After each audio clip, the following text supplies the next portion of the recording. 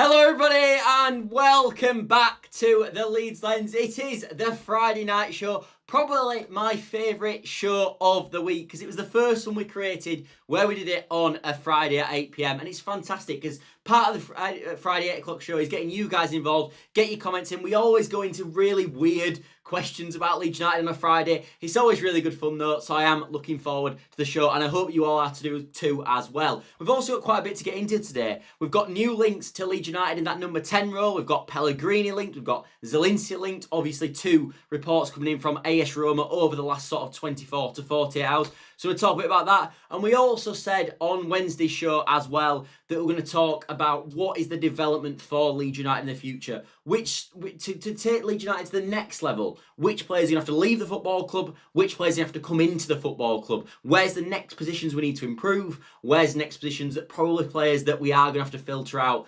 eventually as we progress up the league. And there might be some quite tricky decisions in there for certain players who've done really well for Leeds United but are not going to be in our progress going forward. And this, of course, is if Leeds United retain themselves in the Premier League. Because if Leeds United stay in the Premier League, as we know, we'll get another 100 to 150 million in the summer, and we'll there see new players coming in naturally. But as I said, part of this show is get your comments in, as always. It is the Friday night show. If you can't hear me as well, it's because I haven't moved my mic in front of me for stupid reasons. So it should be a bit better now. But yeah, let's get into the show, shall we? And let's start with the first conversation, which is about. We should start with Pellegrini or Zielinski. We'll start with Pellegrini.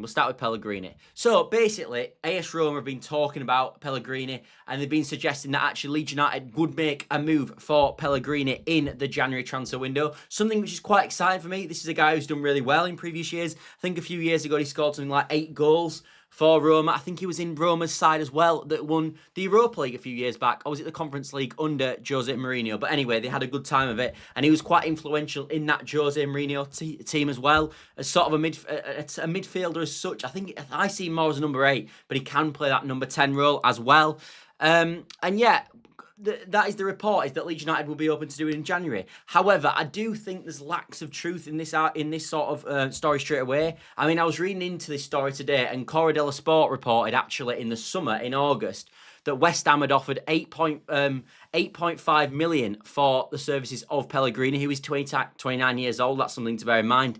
And they also offered Pellegrini £77,000 a week, which I do not think Leeds United will get anywhere near that fee in terms of paying wages. I know a lot of you in the comments might believe that we'll do that. I know Calvert-Lewin's probably on maybe 100 grand a week, we've talked about. I don't think Leeds United are going to give Pellegrini £77,000 a week at 29 years old and pay a fee of 8.5 million. So I think we can sort of already put this into the story of, yes, this would be a nice one, but where Leeds United are at in a financial setting at the moment, this is not going to be a January move, I don't think, for Leeds United. Although an interesting player, as I said, tall, strong, 29, does fit the bracket of what Leeds United are looking for. Maybe a few years older than the normal age profile that we've seen Leeds United looking at in terms of that sort of.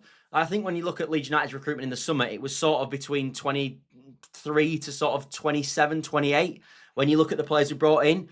So he didn't quite fit that, but only 29, he's relative in that bracket. And also, he is quite tall and quite physical as well, which we know is something Leeds United have favoured in this window. So I think Pellegrini, as I said, would be an interesting option for Leeds United, but I just don't think it's a goer. But if we talk about him quickly before we move on to Zielinski, he is a player that does get goals. I mean, in the last few years, he's not had the greatest goal scoring record, but this year already, still got 1 goal in 1 appearance. Last season, he got 2 goals and 1 assist in 25 games, 20 starts. In the year previous, this was his big year. He played 29 games, 20 starts, 8 goals, 3 assists. There is a profile there. He has also got leadership sort of qualities when I've read into him. So I think he could be interesting in that setting, but I don't think he's the one for Leeds United, in my personal opinion. Jack says, evening, Scott. Evening to you too, Jack. I hope you're having a fantastic Friday. I'm honestly in a great mood. Friday's always the best show, I think, because it's before the pain usually of the weekend. Not that the last week was pain, but a few weekends before that, potentially the Fulham result, etc., weren't the best for Leeds United Football Club, of course. But, hopefully a positive result tomorrow and we can keep the sort of momentum of positivity around the football club going. Anyway, let's move on to Zielinski, who is a Polish international. He's actually played over 100 times for Poland. He is now 31 years old. and AS Roma Live are reporting that Leeds United are considering a move for Zielinski in the January transfer window. He actually, I don't know if anyone remembers, but he played in the Spalletti team at Napoli that were absolutely sensational for a year. I remember them playing in the Champions League and beating Liverpool in that season.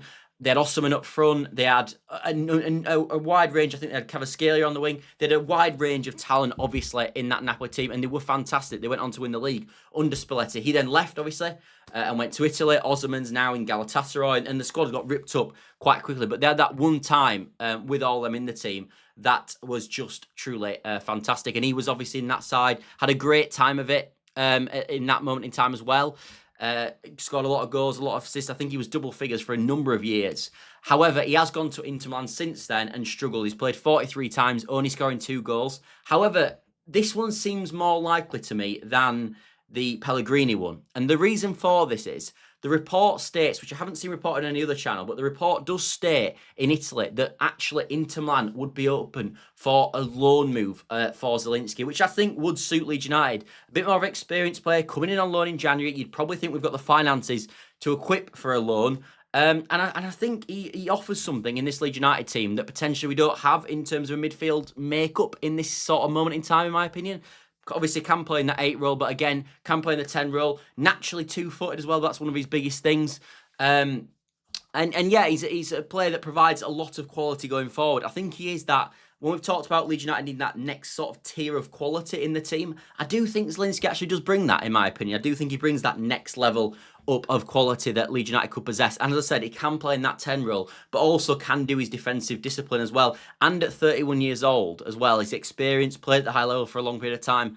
I don't think this would be a bad deal for Leeds United at all. And as I said, if you get him on a loan to the end of the season, and then in the summer maybe we could address it, like we're going to talk about probably in a few minutes' time and address it, I think that could be something that will be interesting for Leeds United to look at. As I said, Pellegrini seems very unlikely to me. I don't think Leeds United are going to pay them wages, nor I think we're going to chase a permanent move for a 29-year-old. But a Zielinski, who's available on a loan potentially, I think is something that Leeds United might possibly look at.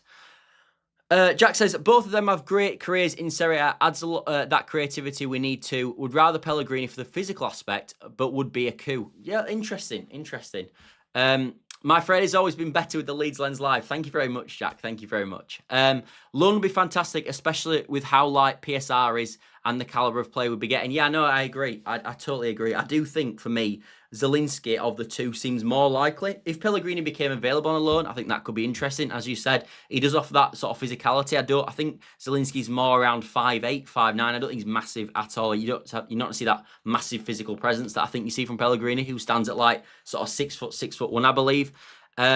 But yeah, I think Zielinski at the moment seems more likely to me, just because I think that loan would probably suit Leeds United's make of what Leeds United would be looking for in a January transfer window. But as I said, they're the two sort of big reports at the moment in terms of that January window. And I do, as I said, we've talked about this on the channel loads, so I don't want to go over it in so much detail, but I do expect Leeds United to invest in this January transfer window. I don't believe the Robbie Evans report.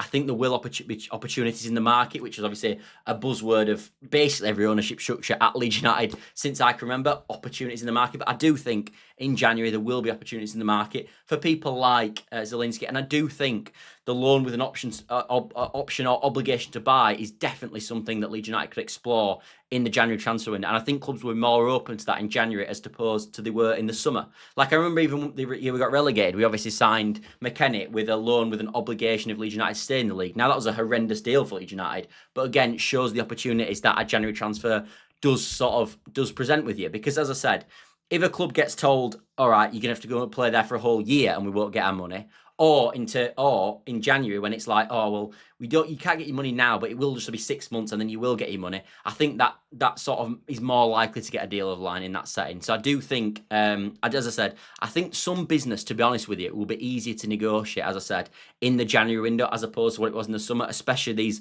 loan deals or loan with obligations or options to buy. They'll be better because it's a shorter period of time when you obviously receive that money. So I do think Leeds United will do stuff in January. I think we'll need to do stuff in January. And I think the club, as I said, I think the club will do stuff because of what I mentioned in terms of the deals being easy, in terms of what we are missing. One of them and a right winger, and I think we'll be laughing, mate. I hope so, mate. That would be fantastic. Obviously, Harry Wilson's still been an option that's ticking away. I think Marco Silva seems so confident he's going to stay at Fulham. I think he will stay at Fulham now, if I'm being totally honest. I expect him to sign a new deal. But I do think there will be other opportunities in the market for Leeds to go into the January market for a right winger. Like, this is something that just comes to my head now. But like, even if you look at sort of Forest's situation, on the right-hand side, they've got Bakwa, who obviously Leeds United looked at in the window. They've got Amari Hutchinson. They've got Ndoye. Maybe one of them isn't getting game time, like Amari Hutchinson at the moment isn't. Could Leeds United go get Amari Hutchinson on the right-hand side in January? I don't know. I'm not saying we could, but maybe Forest would be open to loaning Leeds United Amari Hutchinson for a bit of game time before the end of the transfer window. I'm not saying that would be an option, but I think someone like that, where you look at sort of right wingers that we need on the right hand side, I think it could be an option for Leeds. And that's just come to me off the head. But there will be other opportunities like that across Europe that Leeds United can get involved in for that number 10 role and for the winger role. And of course, as we know, Gustavo Hamer at Sheffield United were open to a loan in the summer with an obligation to buy. So could we pursue something like that in January? I'm not saying we could, but I think it'd be something definitely to look at. Anyway, let's move on to the bit I've been wanting to talk about in today's show, which is all about where do Leeds United go next? What are the next positions? If we get into the summer, from where we are now, what do Leeds United need to do to take this team to the next level? So obviously this year, as we know, is about staying up, finishing 17th. I know some of you would like to hear that, but that is the fundamental of what Leeds United are going to do this year. Can Leeds United stay in the league? That will be the remit for Daniel Farke. That will be in the remit for the 49ers, the players. That will be the remit, obviously, as we know, for this season. But the question next year will be, all right, we've stayed in the league. How do we progress up the league? And that is what I want this next part of this sort of show to look at. What will Leeds United need to do next to elevate this club from where we are now to that next echelon of team that takes us maybe not into Europe, but maybe into a more comfortable position in the Premier League? And I think I've picked up a number of positions, and this is where I want you guys to get involved if you are watching live. And if you're watching after, obviously, naturally, I read the comments, so drop them in. But my positions where I'm looking at right now, where we need strength and depth, definitely. Obviously, we've talked about the number 10 role quite a lot on this channel. I think that's an obvious one that we need to do. And I think the right winger one is obvious. So I think there too, that if Leeds United do maintain their Premier League status in the summer, I think Leeds United will definitely look at a number 10 and a right winger. But a few others that I think I've mentioned, if I was in a top 5, I do think Leeds United need to go and look at potentially another number 9. I know we've got Calvert-Lewin, who I really like. I know we've got Nemecha. But I'd probably look at moving a Joel Piroe on next summer if we can do. In my opinion, if Leeds United are to maintain their Premier League safety, and then I would move Piroe on, because I expect him to be involved too much in this season. And I think I would look at another number 9, another option for Leeds United. We've got sort of 2 strikers at the moment for me that obviously offer the physical, powerful, strong, good in the air, 2 strikers like that in Dominic Calvert-Lewin and Nemecha. I think one way that you could potentially take Leeds United to the next level is looking someone who's more diminutive and sort of a better dribbler and runs the channels a bit better than Calvert-Lewin and Nemecha, and sort of that the sort of pacey small striker, an agile number 9, if you like. And I think adding that sort of profile to a number 9 again could elevate this team to another level. Having them, so they could play Calvert-Lewin one week, or you could play sort of, as I said, a more diminutive number 9 in another week. I think that would be a nice profile to add. I also think potentially Leeds United need to go into the market for a holding midfield player. I know people will be laughing, going, how do we need a holding midfielder? We've got Ampadu, who's been fantastic. Do agree with that. I just think we've seen this season when Ampadu is out of the team, I look at sort of what we've got in the number 8 role, where we've got Stack, Tanaka, Longstaff, and I think, wow, that's real depth in that number 8 role. Whereas I look in the number 6 row and I go, Ethan Ampadu, and then we're down to Ilya Gruev. And I don't think if Leeds United is going to take that next step to the next level next year, if Ilya Gruev is going to be good enough to make that step, I don't personally think he will be. So I would look at adding in another number 6, maybe even someone that can compete with Ampadu. I think that would be the dream. So I think that's something that definitely Leeds United need to look at, getting a next number, another number 6 in my opinion. And then you can also sort of double it up and play with 2 number 6s if you want, rather than sort of playing number 8, because I think Tanaka, Stack and Longstaff are all 8. So at the moment, when we play a double 6 pivot, we have to play an 8 in there. And it'd be nice to get someone who's more of a designated 6 to play that role as well. So I think that's something that Leeds United need to up at. I also think Leeds United needs to look at a backup left back as well. I know we've got Sam Byram there at this moment in time, but again, if Leeds United need to take that next step, I'm actually quite very happy with Goodmanson at left back. But I do think Leeds United would need to go get another left back, in my opinion, to take Leeds United to that next level, in my opinion, as well. Because, again, if Goodmanson goes down, we're either going to play in James Justin there, who's okay at left-back, but predominantly a right-back, or we've got Sam Byron playing there. Again, neither of them are particularly great options on the left-hand side. So I do think that's another key position Leeds United need to add in the summer transfer window if we get there. I think that's another thing that we could add to take Leeds United to the next level. I agree with you, Scott. Get Piroe sold and give us a bit more of a dynamic option. Can't rely on Diesel, Nemecha injuries and they're similar players. Yeah, exactly. That's the other thing I didn't mention, actually, about sort of the striking options that we've got at the moment of time. Yes, Diesel and Nemecha have done well, but I would almost like Nemecha to move to that third striker role in the future.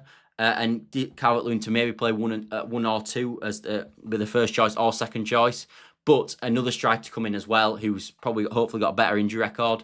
And I think, as I said, if we stay up for 1 year, obviously, naturally, that would be fantastic and the money coming in would be brilliant.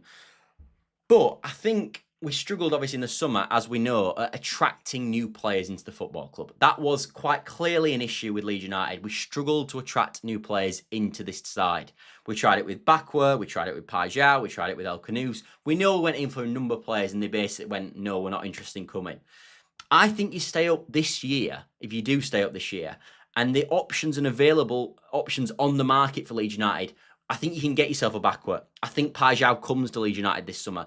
I think El Canoes comes to Leeds United this summer. I think these next calibre signings that were attacking last year, I think with an extra year under the belt of being in the Premier League, if that's what does happen, I think that opens up so many doors for Leeds United.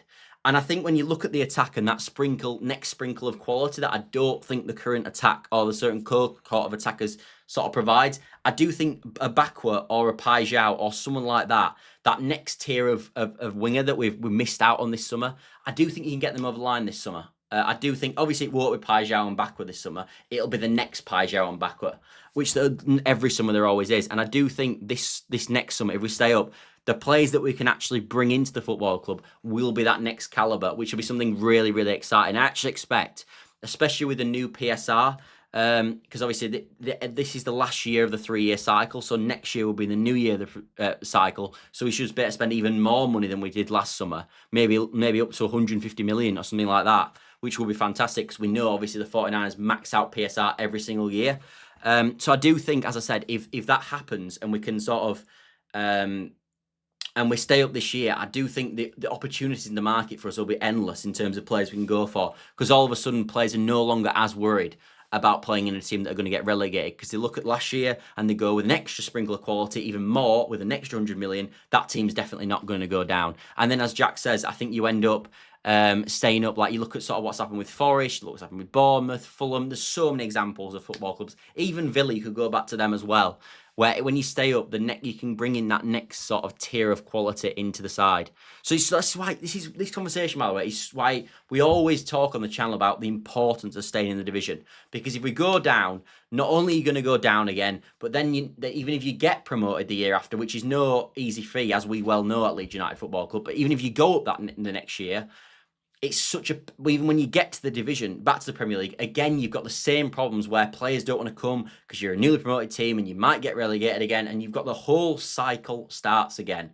So it'd be just brilliant if Leeds United can stay up this year, because if you stay up this year, you break that cycle, you can bring in the top knot players, you get that extra 150 million, so you're already ahead of the newly promoted teams, and really then you can move and start to push towards being a competent team in this league, which of course is where we all want to get to. And then if you do that, a few more years down the line, and you can potentially push for Europe. I know it sounds ridiculous now and miles away. I'm telling you, stay up one time, you're never that far off from getting in Europe. We've talked about this on the channel before. You stay up 1 year and then very quickly you can become a European chasing tide. Look at Forest, look what they've done. Look at even what Bournemouth and what they've done the last few years. Look at Villa and what they've done. Bring in the right manager.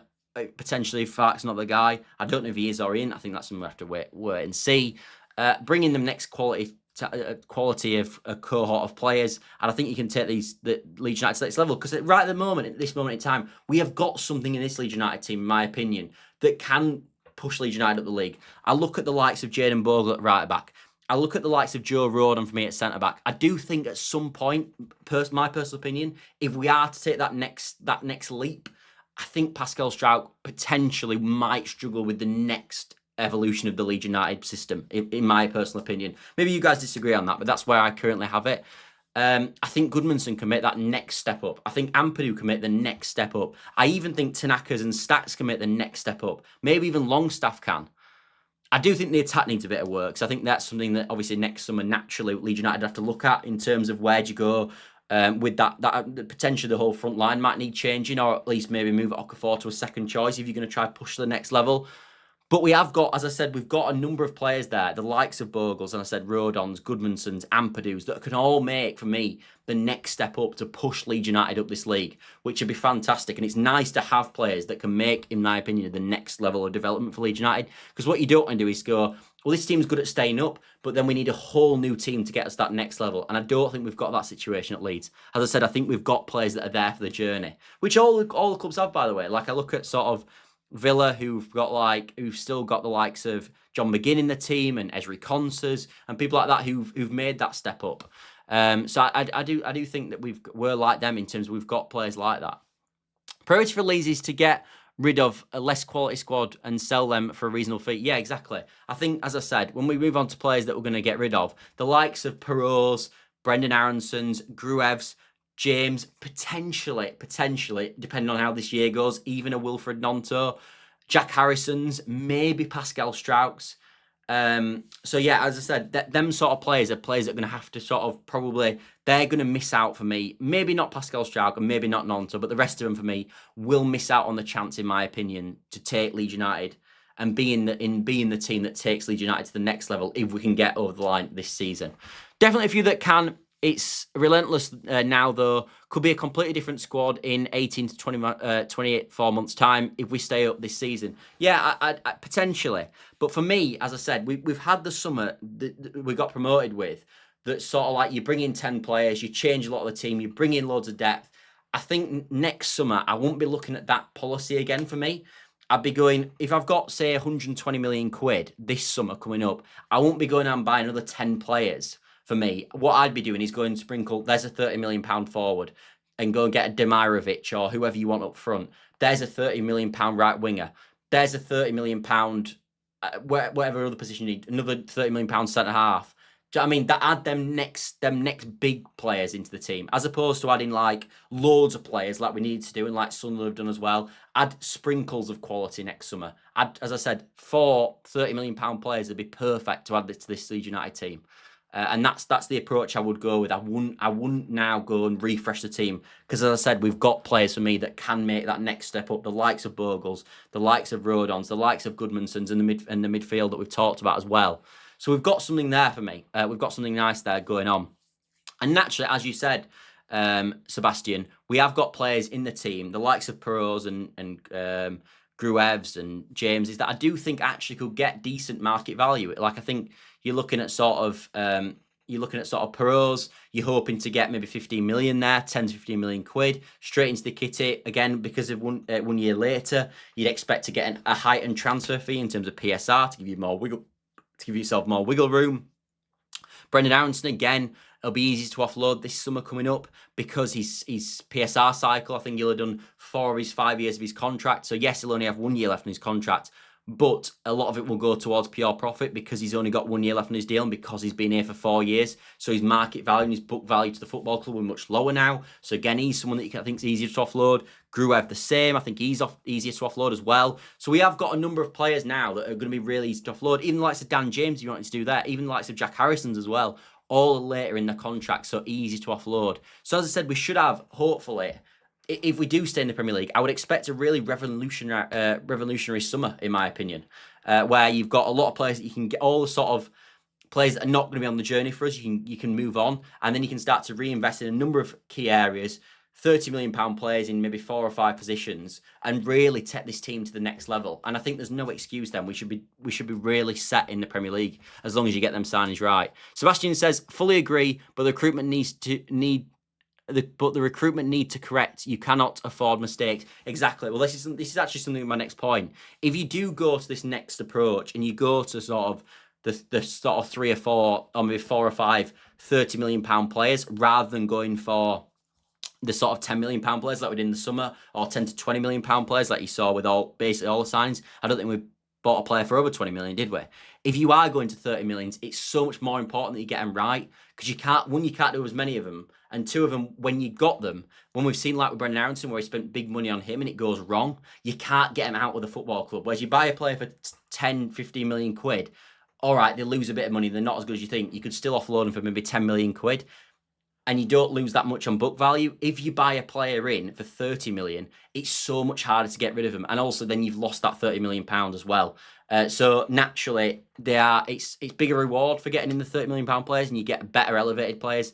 But as Sebastian says, you've got to get it right. And as I said, that next window for us, if we do stay in the Premier League, I look at what we did last time we got promoted, with Bielsa in charge and Radrizzani and Ortas, and we had an awful transfer window. I think we bought Dan James, Jack Harrison, Firpo. We bought, was that about it? I can't even think we did. I remember we were desperate for a midfielder that summer, and we didn't buy a midfielder either. And it really cost us going forward, massively cost us.